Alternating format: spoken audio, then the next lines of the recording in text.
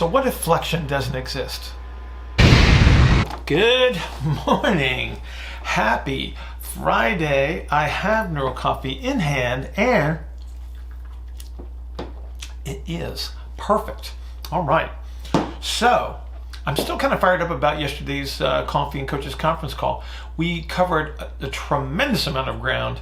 A little bit of discomfort on that call, as there always is when we're trying to unlearn and relearn. But again, some really great questions.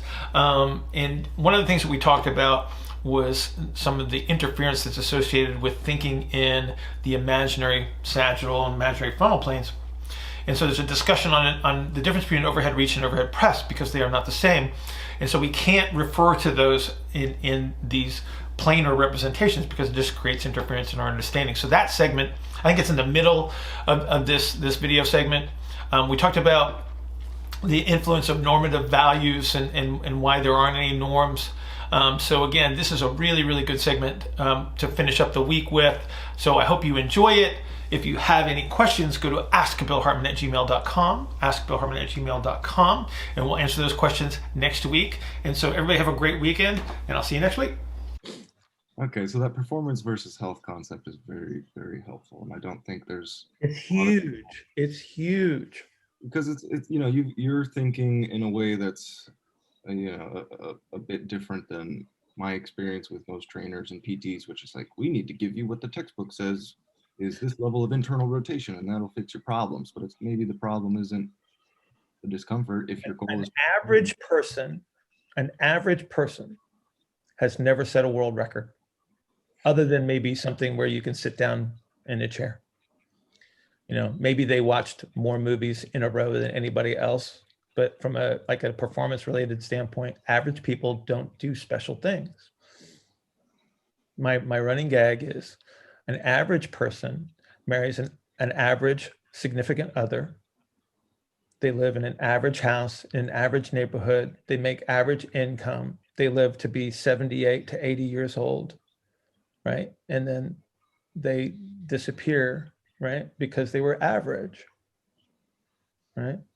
The people that we hold up as representations of greatness are not average. There's nothing average about them. They're the 16%, right, Bill? Well, I wouldn't go that far. Okay. 16% is kind of an attitude. Okay. Right. More it's a belief system. It's an attitude versus the true. It's a lifestyle. Yeah. The 16% lifestyle. Is that what you said, Nate? That's funny. No, it's like so there are no norms in regards to movement. None. There are averages, which is what we compare things to. Norms are like your normal movement and my normal movement are different because we are different people. We have different structure, and therefore our movement will be idiosyncratic because our capabilities are idiosyncratic. We use comparative averages, so we have a point of reference for comparison. Chasing an average for a superhuman may not be the best solution. Bill, I have a coaching cue question for the one arm press, actually. Sure. So it's a flexion-based activity, which would mean that it's expansive in quality in your model. So when you press it, okay, I said it then. So that might answer my question. No, my confusion is if it's also a propulsion event in my model, if that means anything to you. But would you, based on that, have to exhale? So you're getting flexion and internal rotation then. So then why would you want to exhale? Take flexion out of the equation. Okay. It doesn't exist. It doesn't exist. It's not there.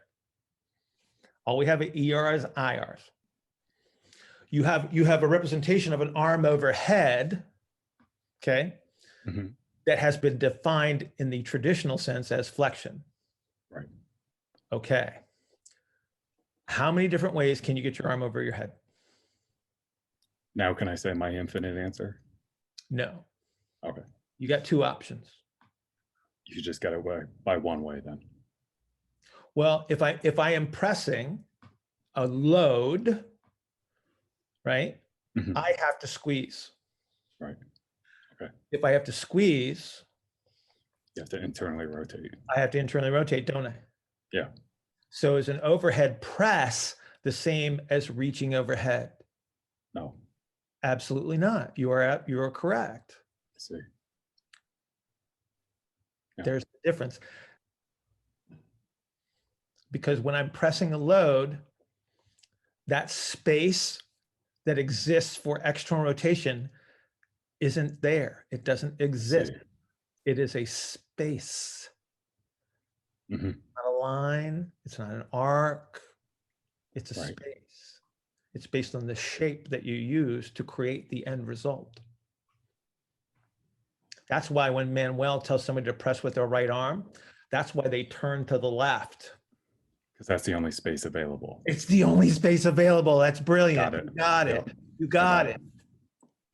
See the difference? Absolutely. Right. I was labeling as a deflection-based event, but it's not. It's the only There's no space available. flexion. There's no Let's flexion. get rid of it. Right. It's not helpful.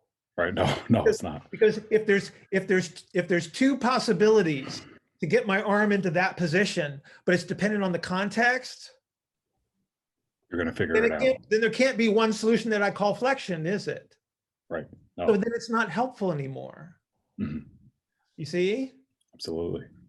Your goal is to create the best representative model that you can, which takes time. It takes frustration. It takes effort. It's horribly painful. And if you're willing to do that, that's how you get better. Most people aren't willing to do that. They want easy. The younger the industry, the easier people want it because they want it now. Grace is willing to invest 30 years of her life to get better. Mhm. Are you? Michelle shaking her head no. That's not what I was saying. I was saying, because Grace looked like she was talking and I said we couldn't hear you. Oh, no. I am investing. Okay, there you go. I There- hope I'm willing. Well, we'll find My out. priorities might change eventually, and that's okay Maybe. too. Maybe, maybe. But point being, it's like, this is, people want easy. And I don't, it took me a long time to figure this out. But there is no easy if you want to be good.